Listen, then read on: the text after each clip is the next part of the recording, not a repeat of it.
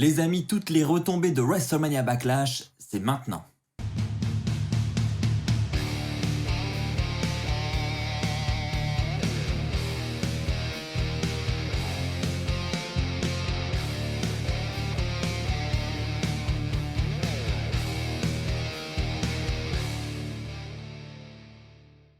Bonjour à toutes et à tous les amis, c'est Axel de la chaîne YouTube WWFan France, j'espère que vous allez tous très bien. On est parti pour le premier Raw du lendemain de WrestleMania Backlash. Quelles seront les suites pour toutes les rivalités du côté de Raw? Nous allons le découvrir dès maintenant, c'est parti, on commence avec le premier point. Nous commençons avec un match entre Elias et AJ Styles, donc déjà pour commencer, ça y est, ça semble se confirmer. Elias et Jason Ryker devraient être les prochains challengers au titre par équipe.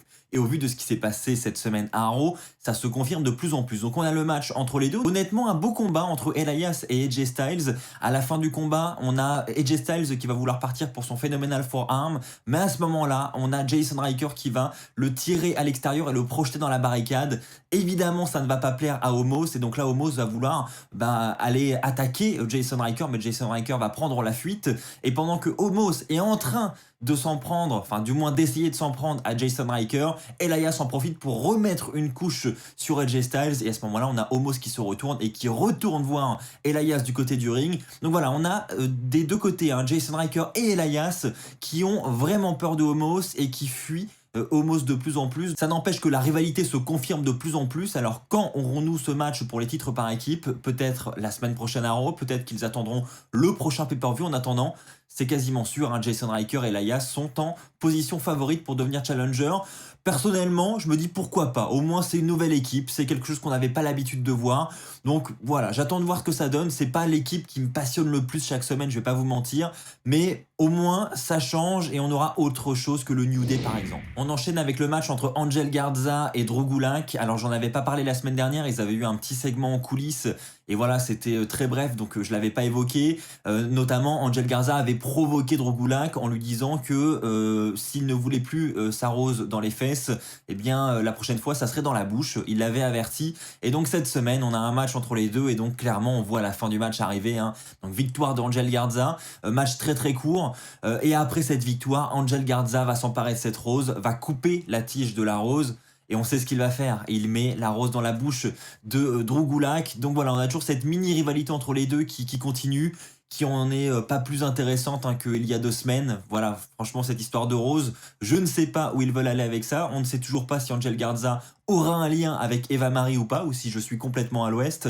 En attendant, voilà, cette semaine, rien de plus à dire, c'était loin d'être passionnant. Les amis, on enchaîne avec un très grand retour du côté de Raw. Et oui, effectivement, c'est R-Truth qui est de retour avec son titre 24/7. Donc bon, voilà, déjà on se dit, ah oui c'est vrai, ce titre existe, c'est vrai que j'avais complètement oublié personnellement, c'est vrai que ça fait de nombreuses semaines qu'on ne voyait plus ce titre, et R-Truth nous dit tout simplement en coulisses, durant une interview avec Kevin Patrick, qu'il était en vacances. Voilà, pourquoi pas. Donc il était en vacances, mais on le voit quand même, il est en train de frôler les murs, il est vraiment en mode, faut que je sois discret, faut que personne me repère. Et à ce moment-là, on a Akira Tozawa qui va arriver par derrière progressivement dans les escaliers et qui va faire le tomber sur R-Truth pour devenir le nouveau champion 24/7. Voilà, donc c'était loin d'être passionnant encore une fois. Le titre 24/7, bon c'est là pour amener de la comédie, pour les enfants, etc. C'est cool. Mais bon, c'est une review de Raw, on est censé analyser tous les points, donc je vous en parle. Voilà, il s'est passé ça. Voilà.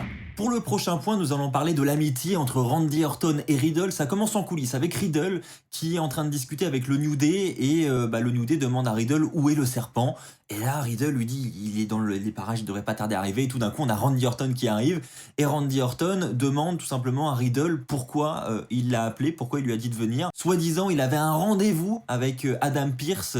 Et donc, c'est pour ça que Randy Orton est venu. Mais en fait, on s'aperçoit que Riddle a menti tout simplement pour que Randy Orton vienne un petit peu s'excuser face au New Day. Et là, Kofi Kingston dit que Randy Orton ne s'excusera jamais. Randy Orton va le dire, ouais, très clairement, je ne m'excuserai pas. Je ne suis absolument pas désolé pour ce que j'ai fait. Donc, ils font évidemment référence à l'attaque de la semaine dernière sur Randy Orton, sur ses coéquipiers. Et Riddle est un peu déçu parce que lui, il avait envie de continuer à 4, il trouvait qu'il y avait une bonne ambiance, tout ça. Il disait, ouais, franchement, voilà, tous les 4, on forme vraiment une bonne équipe, quoi. Donc c'est vraiment dommage. Et Randy Orton, lui, il est pas d'accord. Et donc, ça va partir en challenge entre Kofi Kingston et Randy Orton.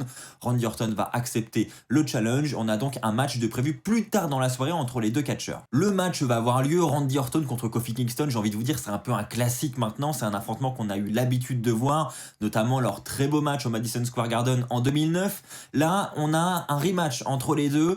Et ça va se terminer par une distraction. Évidemment, Xavier Woods va être là avec son trombone pour distraire Randy Orton à la fin du match. Et ça va lui coûter le match. Parce que Kofi Kingston va renverser la situation, va faire le tomber sur Randy Orton. Victoire donc de Kofi Kingston sur Randy Orton. Et forcément, Randy, il aime pas perdre, mais il aime encore moins perdre avec une distraction comme ça de la sorte. Donc ça va l'énerver. Donc après le combat, il va s'énerver sur le New Day, mais heureusement Riddle est là pour le tempérer un petit peu. Voilà, Riddle, voilà, il dit non, tu sais, voilà, on a une bonne équipe tous les quatre, y a pas. Mais après c'est Riddle qui va finalement lui aussi s'énerver. Il va se mettre à pousser Xavier Woods. Enfin bref, les tensions commencent à naître et on voit que voilà, Riddle, il commence légèrement à être influencé par Randy Orton. Et honnêtement, je trouve ça cool. Moi, j'aime beaucoup l'association Randy Orton-Riddle. C'est deux styles que je trouvais de base totalement différents, mais je trouve qu'ils vont tellement bien ensemble. Voilà, quand Randy Orton il fait son entrée, qu'il monte sur le coin, qu'il fait son signe avec les bras et que Riddle en arrière-plan est en train de faire la même chose. Voilà, je le trouve assez drôle, Riddle dans son rôle, j'aime beaucoup. Voilà, je trouve que c'est une très bonne association entre les deux. Passons maintenant à ce match entre Sheamus et Ricochet. Encore une fois, un très bon match entre les deux. Alors le titre n'était pas en jeu. On a un rematch quand même par rapport à la nuit dernière, alors que Ricochet et Sheamus se sont affrontés dans le kick-off du pay-per-view. Donc là, rematch à Raw et encore une fois, on a Ricochet qui va vouloir se moquer de Sheamus, qui va une fois de plus s'emparer de ses vêtements et de son chapeau, qui va faire son entrée avec. Ça va énerver Sheamus. Sheamus va aller commencer à vouloir taper Ricochet sur la rampe d'entrée, mais Ricochet va prendre l'avantage et ensuite on arrive au combat. Honnêtement, un combat encore une fois très équilibré entre les deux, avec encore une fois une très belle performance de Ricochet. Malheureusement pour lui, à la fin du combat, Sheamus va décrocher un énorme Brogue Kick qui va littéralement calmer et sécher Ricochet. Donc victoire de Sheamus qui prend l'avantage sur Ricochet. Alors je ne sais pas si ça en est terminé de cette rivalité. Ça semble quand même assez intense entre les deux, hein, notamment les moqueries de Ricochet. Je doute que ce soit seulement une rivalité de 2 jours comme ça. Donc je pense que ça va continuer entre les deux. Après, il faut reconnaître que Ricochet a perdu de manière clean, donc potentiellement on pourrait partir sur un nouveau challenger dans les semaines qui arrivent, c'est totalement probable. En attendant, Ricochet et Sheamus, c'était une belle rivalité en prévision, donc d'un point de vue perso, j'aimerais bien que ça continue encore un petit peu. Les amis, n'hésitez pas à me lâcher votre avis dans les commentaires. Est-ce que selon vous, oui ou non, cette rivalité entre Ricochet et Sheamus va continuer? Les amis, parlons maintenant de Charlotte Flair qui, une fois de plus, a voulu avoir un petit rendez-vous avec Adam Pearce et Sonya Deville pour essayer de dégoter un petit match de championnat. Voilà, elle va aller les voir en leur disant très clairement, écoutez, c'est simple, je veux un rematch. Et là, on lui dit, mais pourquoi tu aurais un rematch? En fait, tu as perdu la nuit dernière. Et Charlotte va jouer un petit peu avec les mots, elle va dire que non, elle n'a pas perdu, elle n'a pas subi le tombé lors du match hier soir, donc logiquement elle mérite d'avoir une revanche. Et là Sonya Deville, qui d'habitude est toujours dans son sens, là elle va quand même mettre une petite condition pour qu'elle puisse avoir son rematch, et c'est là qu'on voit que finalement voilà, Sonya Deville n'est peut-être pas toujours de ranger dans le coin de Charlotte, du moins peut-être devant Adam Pearce, parce que là Adam Pearce était bien présent, et là Charlotte va devoir tout simplement remporter un match face à Asuka ce soir à Raw, et si elle remporte ce match, effectivement elle aura un rematch face à Rhea Ripley.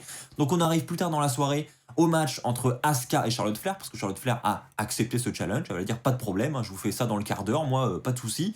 Donc le match a lieu, match encore une fois très équilibré, Charlotte Flair, Asuka, là aussi c'est devenu un classique maintenant, les deux se connaissent très bien, on sait qu'à chaque fois on a de très bons matchs entre les deux catcheuses, et là durant le match on a Rhea Ripley qui va arriver avec sa musique d'entrée, qui va un petit peu distraire Charlotte, mais elle va aller s'asseoir à la table des commentateurs, et à la fin du combat, Rhea Ripley va vouloir monter sur le tablier du ring. Mais à ce moment-là, on a Asuka qui va pousser Charlotte sur la corde, ce qui va faire tomber Rhea Ripley du ring. Et là, Charlotte va en profiter pour vouloir reprendre l'avantage avec sa prise en 4.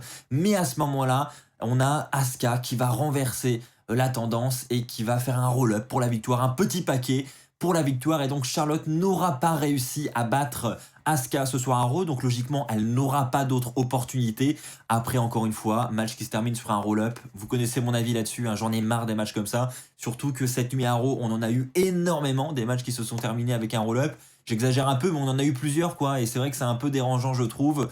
Donc bon, la rivalité entre Rhea Ripley et Charlotte ne sera pas terminée pour autant, je pense, parce que voilà, on a toujours des échanges de regards entre les deux. Asuka reste plus ou moins impliquée, surtout avec sa victoire. Donc je ne sais pas ce que ça va donner tout ça. Est-ce qu'on se dirige vers un nouveau match de triple menace entre les trois femmes? Voilà, je suis un petit peu perdu, honnêtement, mais pour moi, ça va encore une fois se jouer entre Charlotte et Asuka pour la suite. Les amis, un dernier point avant de passer au flop de la soirée, je vais parler de John Morrison qui cette semaine, une fois de plus, affronte Damien Priest dans un Lumberjack match. Et là, Perso, je me suis dit: «Non, ils vont quand même pas ramener encore les zombies pour faire encore une fois la promotion de ce film» et en fait non, là cette fois on a eu un vrai lumberjack match. Alors encore une fois, un très bon match entre Damien Priest et John Morrison parce que voilà, les 2 sont vraiment bourrés de talent. Voilà, John Morrison avec, son côté athlétique et Damien Priest cette fraîcheur, hein, qu'il a ramené au roster principal depuis peu. Franchement, c'était encore une fois un bon match qui va se terminer encore une fois par une victoire de Damien Priest avec un magnifique finisher très bien vendu par John Morrison une fois de plus. Donc voilà, rien de plus à dire, si ce n'est qu'après le match, on a une interview quand même de Damien Priest qui nous dit clairement qu'il en a terminé avec John Morrison et The Miz. D'ailleurs, The Miz qui n'était pas là cette semaine parce que, soi-disant, il serait blessé suite à son match de Backlash. Lui qui ne s'est jamais blessé dans sa carrière, et bah, ça tombe assez mal. Première blessure pour The Miz. Alors on ne sait pas encore si il va simplement avoir besoin de repos ou si il va devoir subir une opération. Pour l'instant, il était absent pour prendre du repos, il n'était pas à Raw. Et donc Damien Priest, lui, comme je le disais, a dit qu'il en avait terminé avec The Miz et Morrison et que maintenant il souhaitait se diriger vers le titre de la WWE parce que de ce côté-là, on a eu un Open Challenge de lancer, vous allez le voir, et ben, Damien Priest, il était prêt à répondre. Les amis, passons maintenant au flop de la soirée.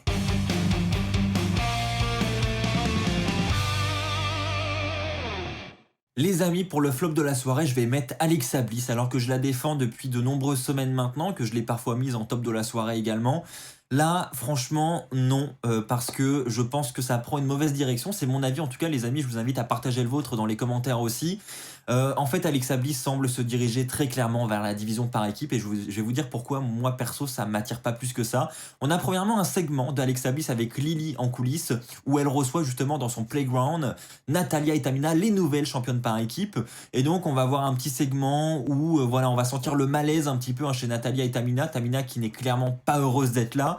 Et Alexa Bliss va poser une question simple à Natalya et Tamina, c'est quelle est votre couleur préférée? Donc Natalya va dire le rose, évidemment, ça semblait logique. Et Tamina va dire le noir, et d'ailleurs ça sera la couleur qui sera sur son visage si elle tente quoi que ce soit sur les nouvelles championnes justement, parce que plus tard dans la soirée elles auront un match. Donc Tamina, elle avertit Alexa Bliss, elle lui dit si tu tentes d'intervenir, je n'aurai pas peur de mettre mes mains sur toi. Et ensuite, Natalya et Tamina vont quitter ce segment et Alexa Bliss va se retrouver toute seule avec Lily. Alors voilà, pourquoi j'ai mis ça en flop de la soirée? Parce que Alexa Bliss dans la division par équipe avec une peluche, voilà quoi, je veux dire, ça me rappelle un peu Braun Strowman et Nicolas, c'est-à-dire que non, en fait, hein, Alexa Bliss et ses super pouvoirs pour battre une équipe à elle toute seule, non, franchement, ça m'intéresse pas, j'ai pas envie de voir ça.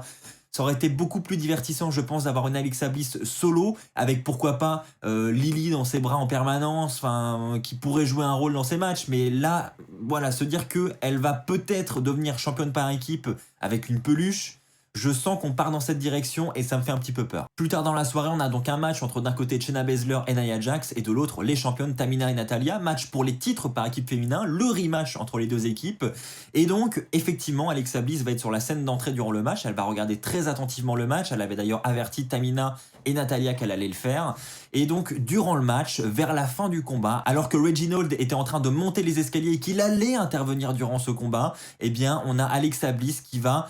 Enfin, je dis Alexa Bliss, on sait pas, mais on se doute que c'est Alexa Bliss qui va utiliser ses super pouvoirs pour faire jaillir le feu des coins du ring. Et donc, ça va éblouir Reginald qui va donc tomber à l'extérieur et qui ne pourra pas intervenir pour jouer en faveur de Nia Jax et Shayna Baszler. Et donc là, Natalya et Tamina en profitent, Art Attack pour la victoire. Et on a donc Natalya et Tamina qui conservent leur ceinture. La célébration de Natalya et de Tamina a donc lieu ensuite. Et on entend Alexa Bliss rigoler durant toute cette célébration. Et donc on se doute qu'Alexa Bliss va finalement jouer un rôle dans cette division par équipe. Donc c'est vrai que la semaine dernière, elle s'était attaquée au genou de Shayna Baszler. On avait toujours Shayna Baszler qui était impliquée dans ce match. Parce qu'elle a quand même joué en la défaveur de Nia Jax et de Shayna Baszler. Donc est-ce qu'elle en veut finalement peut-être encore une fois Shayna Baszler et Nia Jax, ou est-ce que voilà, c'est un signe pour dire je m'intéresse à la division par équipe, je m'intéresse au titre par équipe. Enfin, je ne sais pas encore dans quelle direction exacte ils veulent aller.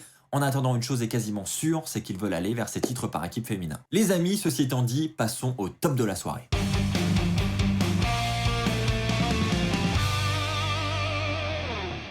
Pour le top de la soirée, les amis, je vais parler du titre de la WWE avec Bobby Lashley qui va ouvrir le show cette semaine à Raw et qui va arriver avec voilà, des femmes. Et clairement, MVP va commencer par nous dire qu'il est là pour célébrer cette victoire, ce match triple menace.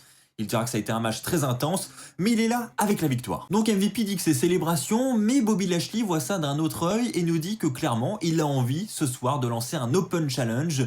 Et à ce moment-là, on a la musique de Drew McIntyre qui arrive et qui dit lui aussi qu'il n'a pas subi le tombé, qu'il veut un match de championnat, un match retour pour ce titre. Et MVP dit qu'il ne l'a pas laissé terminer. Il manque une stipulation dans cet Open Challenge, c'est que c'est un Open Challenge qui est ouvert à tout le monde dans les vestiaires, sauf à Drew McIntyre et à Braun Strowman. Donc il va simplement dire à Drew McIntyre, écoute mec, retourne derrière la file d'attente, voilà, elle est ouverte pour toi, tu dois repartir de zéro. MVP et Bobby Lashley vont ensuite quitter le ring et retourner en coulisses, et on arrive donc en fin de soirée à cet Open Challenge où de nombreux superstars ont manifesté leur intérêt durant la soirée pour y participer. On a, je l'ai déjà dit, Damien Priest qui l'a dit, on a également Sheamus qui l'a dit, et on a également Shelton Benjamin qui l'a dit lors d'une discussion avec Cedric Alexander. D'ailleurs Cedric Alexander qui lui dit mais t'es vraiment stupide de penser que tu peux battre Bobby Lashley, mais Shelton Benjamin, voilà, il avait l'intention d'y participer. On arrive à cet Open Challenge, entrée de Bobby Lashley, et là on se dit au final qui va participer avec toutes ces personnes qui sont intéressées, qui va finir par arriver. Et là on a la musique du New Day et c'est Kofi Kingston qui répond à ce challenge de Bobby Lashley. Et voilà, donc déjà grosse surprise, et Kofi Kingston qui a déjà eu un match juste avant, mais qui participe quand même à cet Open Challenge. On a donc un match entre Bobby Lashley et Kofi Kingston. Juste avant que le combat commence, on a MVP qui va prendre le micro et qui souhaite stipuler une annonce importante quand même, parce que le match est présenté comme étant pour le titre de la WWE par Mike Rome, etc. Mais MVP justement, il souhaite prendre la parole parce qu'il dit, écoutez, j'ai dit que c'était un Open Challenge, mais à aucun moment j'ai dit que le titre de la WWE était en jeu. Voilà, j'ai dit que on avait l'occasion d'affronter Bobby Lashley, mais on n'a jamais dit que le titre allait être en jeu. Donc le titre n'est pas en jeu ce soir. Donc finalement, c'est un match où le titre n'est pas en jeu entre les deux. Le match va commencer, ça va être difficile au début évidemment pour Kofi Kingston, mais Kofi Kingston va revenir dans ce combat. En effet, il va revenir grâce à l'intervention de Xavier Woods qui va distraire l'arbitre un petit peu, et l'arbitre va en profiter pour renvoyer Xavier Woods au vestiaire. Et à ce moment-là, il y a MVP qui va vouloir en profiter pour, avec sa canne, attaquer Kofi Kingston. Mais malheureusement pour lui, il y avait Drew McIntyre juste derrière qui va donc s'emparer de cette canne et qui à la place va frapper Bobby Lashley. Et donc là, encore une fois, on a Kofi Kingston qui va en profiter pour avoir la victoire sur Bobby Lashley. Et cette victoire, comment il l'a eu ? Avec un roll-up, voilà, nouveau petit paquet, nouveau roll-up pour offrir la victoire à Kofi Kingston. Mais on a quand même, cette semaine, Kofi Kingston qui bat Bobby Lashley. Alors heureusement pour lui, le titre de la WWE n'était pas en jeu, mais c'est quand même une grosse victoire pour Kofi Kingston. Donc, quelle suite pour le titre de la WWE? C'est la question que je me pose. Juste après le combat, on a le New Day qui repart avec Drew McIntyre pour célébrer la victoire. Alors voilà, comme je l'ai dit, pour moi c'est le top de la soirée parce que cette histoire d'Open Challenge, etc., c'était vraiment cool. On se demandait jusqu'au dernier moment qui allait arriver. Et honnêtement, Kofi Kingston, c'était une grosse surprise, donc gros point positif. Maintenant, j'avoue que Drew McIntyre, de mon côté, du côté du titre de la WWE, je pense qu'on a vraiment fait le tour. Et je trouve que ça se répète et perso j'ai envie de voir d'autres visages. Donc voilà, s'ils n'ont pas l'intention de redonner le titre à Drew McIntyre, bah qu'on passe à autre chose et qu'on passe à un autre challenger. Là j'avoue, je trouve ça assez répétitif. Voilà les amis, c'est ainsi que s'achève cette review de Raw. J'espère qu'elle vous aura plu. N'oubliez pas le pouce bleu s'il vous plaît avant de partir, c'est super important, ça m'aide pour avancer sur YouTube. On se retrouve très très vite pour de nouvelles vidéos. D'ici là, portez-vous bien. N'oubliez pas de lâcher votre avis dans les commentaires. Et surtout, n'oubliez pas d'être très fier d'être fan de catch. Et bye tout le monde.